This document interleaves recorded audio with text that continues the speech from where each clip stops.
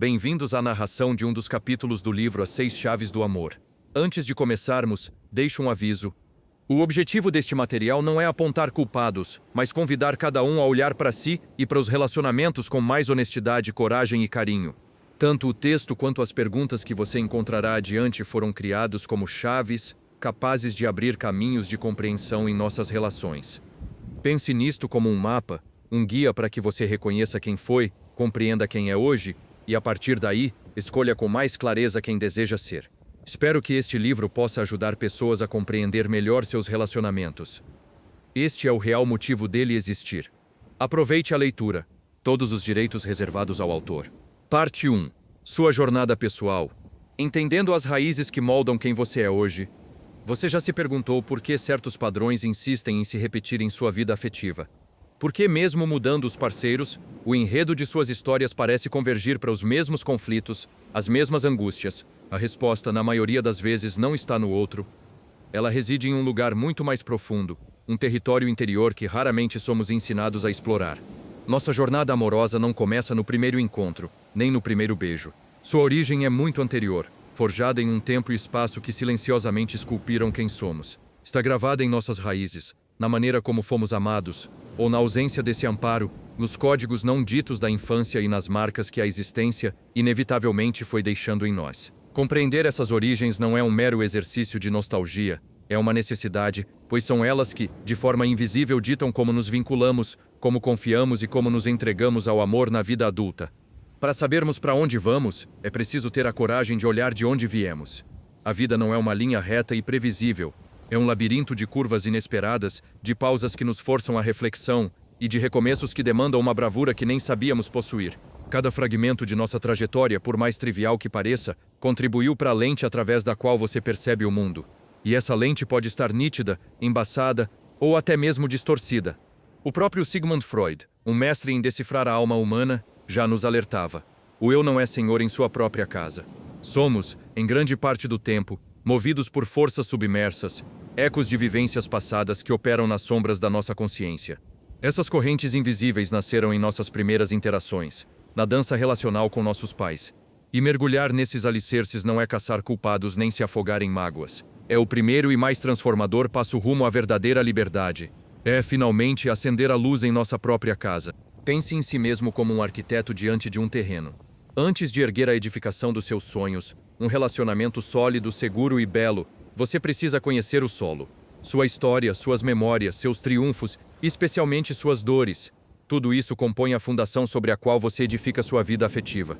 Tentar construir um amor grandioso sobre uma base desconhecida é como erguer um palácio sobre areia movediça. É apenas uma questão de tempo até que as primeiras fissuras surjam, até que a estrutura ceda sob o peso da realidade. Quantas vezes você se viu reagindo de forma automática, com uma intensidade que surpreendeu até a si mesmo? Aquele pavor de ser abandonado que emerge quando o parceiro apenas necessita de um momento a sós, não seria um resquício daquele desamparo sentido na infância? Aquela necessidade febril de controlar cada passo da relação, não seria uma tentativa desesperada de conter o caos e a imprevisibilidade que um dia você testemunhou? Visitar o passado não é se acorrentar a ele, é o exato oposto. É como adentrar um cômodo escuro da sua alma com uma lanterna potente. Você não vai se instalar ali, no meio dos destroços. Você vai iluminar cada canto, decifrar o que cada objeto simboliza, de onde veio e por que ainda ocupa espaço. E nesse processo de iluminação, você retira o poder que essas relíquias emocionais exercem sobre você. Você deixa de ser um fantoche de fantasmas para se tornar o autor consciente do seu próprio destino. As perguntas que aguardam ao final são um portal para essa expedição. Não há respostas certas ou erradas, apenas a sua verdade. Elas podem parecer singelas na superfície, mas possuem um potencial imenso de revelação. São como chaves mestras, capazes de abrir portas trancadas há décadas, expondo ciclos viciosos, cauterizando feridas e despertando uma força que você nem imaginava possuir. Sua idade, sua formação, as encruzilhadas da sua carreira, tudo isso narra uma saga muito mais complexa do que os fatos aparentam. Por que você seguiu este caminho profissional? Foi o chamado de uma paixão, a imposição de uma necessidade, ou talvez a voz de outra pessoa ecoando mais alto que a sua? E o seu corpo, como você o habita? Não se trata de padrões estéticos, mas da sua relação com este templo que é a sua casa. Você se sente à vontade nele ou como um inquilino desconfortável? Como sentenciou o grande filósofo Aristóteles, e isso nunca foi tão pertinente, Conhecer a si mesmo é o começo de toda sabedoria. Agora vamos aprofundar um pouco mais. Suponha que, ao nascer, você recebeu um manual de conduta sobre o amor.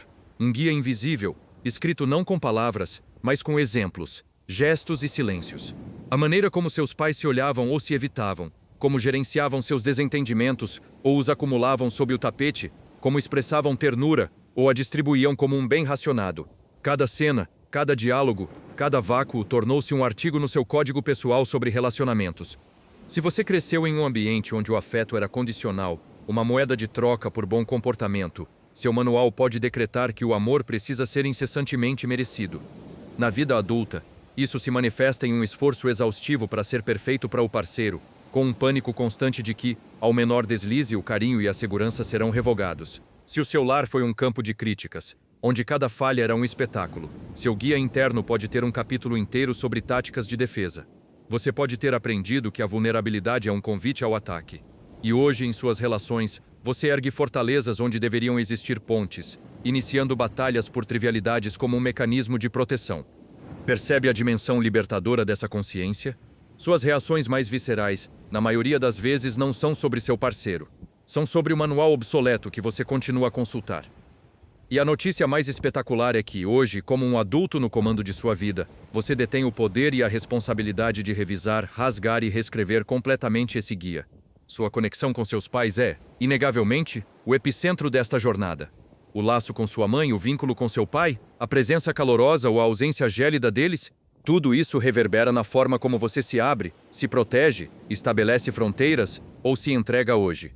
E seus amores passados, suas amizades, são espelhos valiosos que refletem seus padrões, revelando o que você aprendeu sobre respeito, sobre a complexa arte de perdoar e sobre o sagrado dever de cuidar de si. E então, a infância.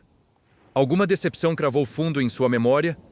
Alguma carência deixou um vácuo que ainda ecoa? Alguma ferida insiste em não cicatrizar? Essas questões são delicadas, eu sei. Podem evocar espectros que você preferiria manter adormecidos.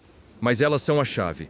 Muitos dos seus temores e bloqueios atuais são apenas as sombras de dores antigas que nunca receberam luz, escuta ou acolhimento. Pense em sua biografia como um rio majestoso. A nascente, o ponto de origem são seus primeiros anos. As águas que brotaram ali, serenas ou turbulentas, definiram o ímpeto inicial desse rio. Hoje você pode se sentir à deriva em uma correnteza que não controla. Um ciclo de autossabotagem, um pavor do compromisso que o impede de mergulhar fundo, ou uma bússola interna que aponta sempre para parceiros que reencenam suas dores primordiais. O caminho do autoconhecimento é como aprender a ser o engenheiro desse rio. Não para estancá-lo, pois a vida é fluxo, mas para compreender sua potência, analisar a qualidade de suas águas e, então, decidir conscientemente como canalizar essa força para um oceano de relações mais íntegras e vibrantes. É olhar para a correnteza e finalmente decifrar sua nascente. É poder afirmar: essa necessidade de aprovação vem daquele tempo em que eu era invisível. Ao nomear a fonte, você assume o leme. A correnteza pode persistir, mas agora é você quem dita a direção. Portanto, neste instante, eu o convido a uma pausa. Respire. Permita-se esta imersão com honestidade e, acima de tudo, com imensa compaixão por sua própria trajetória. A urgência em pular para o capítulo de como consertar o agora é tentadora. Mas acredite nesta verdade, nenhuma reconquista externa será sustentável se antes você não tiver se reencontrado e se resgatado. Relacionamentos prósperos não brotam da pressa ou da carência, são o fruto da maturidade. E a maturidade floresce quando nos tornamos seres inteiros. A busca não é por uma metade que nos complete, essa ideia romântica que nos sentencia à incompletude. A verdadeira magia acontece no encontro de dois seres integrais. Duas pessoas que, sim, carregam suas próprias cicatrizes, mas que estão comprometidas, em primeiro lugar, com sua própria evolução. Elas não se usam como bengalas, mas se impulsionam como companheiros de escalada, cada um conquistando seu próprio cume, mas celebrando a jornada um do outro. Ser inteiro é o objetivo supremo. É edificar uma fortaleza interior tão segura e acolhedora que a chegada de alguém é uma festa, mas não o pilar que sustenta o teto. E a partida de alguém, embora dolorosa, não abala suas fundações, pois o alicerce é você. Logo, antes de tentar decifrar o mapa do outro, dedique-se a se tornar um mestre do seu. Antes de construir a ponte para o lado de lá, garanta que sua margem seja terra firme. Esta viagem para dentro não é um desvio, é o destino. É o ato mais revolucionário de amor que você pode se oferecer e, por transbordamento, a qualquer um que tenha a honra de caminhar ao seu lado. Perguntas para reflexão. 1. Qual é a sua idade? Pense em que ano e época você nasceu e como o contexto social e cultural daquele tempo pode ter moldado sua personalidade e suas expectativas. 2. Qual é o seu nível de escolaridade? Reflita sobre como sua jornada educacional influenciou sua visão de mundo, suas oportunidades e sua autoconfiança. 3. Qual é a sua profissão? Investigue os motivos reais por trás dessa escolha. Foi uma paixão, uma necessidade, uma influência externa ou uma fuga? 4. Você tem filhos? Se sim, quantos? Pense em como a paternidade ou a maternidade ou a ausência dela redefiniu sua identidade e sua forma de se relacionar. 5. Qual é o seu peso? Vá além do número na balança. Como você se sente em seu corpo? Ele é um aliado ou um campo de batalha? 6. Qual é a sua altura? Explore como sua estatura física impactou sua postura perante a vida, literal e metaforicamente. 7. Como você descreve sua relação com seu pai? Escolha 3 palavras que capturem a essência desse vínculo. O que elas revelam sobre o que você busca ou evita em um parceiro.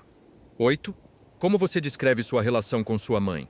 Selecione 3 adjetivos para essa conexão. De que forma eles moldaram sua maneira de dar e receber afeto? 9. Quantos relacionamentos sérios você teve? Considere o que essas experiências, somadas, lhe ensinaram sobre si mesmo e sobre o que você valoriza no amor. 10. Você tem irmãos? Descreva a dinâmica entre vocês. Essa foi sua primeira experiência de negociação, rivalidade, lealdade e partilha. 11. Como você descreve suas amizades? Pense nos seus amigos, os de longa data e os recentes. O que os padrões nessas relações dizem sobre sua capacidade de criar e manter laços? 12.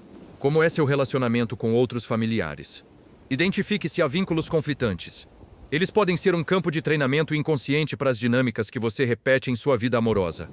13. Houve algo que te decepcionou profundamente na infância? Seja honesto consigo mesmo.